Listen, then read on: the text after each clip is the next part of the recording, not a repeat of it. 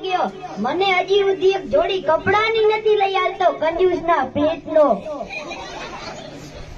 હે પુષ્પા ભાઉ, શ્રીવલ્લી ભાભી કેમ દેખાતા નથી? તારી ભાભી તો ગયા છે રીસામણે. પણ કેમ? ઈ મને કહેતી હતી કે તું મારો ઘાઘરો ધોઈ આવ.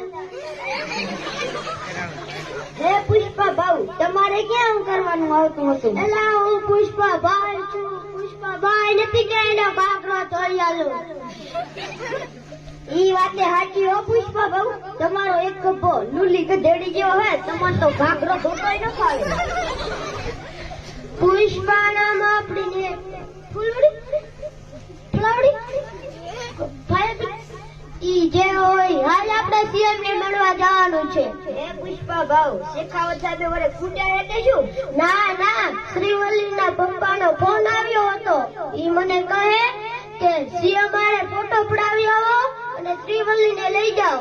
હે પુષ્પા ભાઉ, શ્રીવલ્લીના પપ્પા 2 વર્ષ પહેલા કેન્સરથી મરી ગયા હતા. શ્રીવલ્લીને મમ્મીએ દિયરવટું કર્યું છે. એનો લાડવો સોરો 60 હશે દિયરવટું. એલા કેશો ઈ દિયર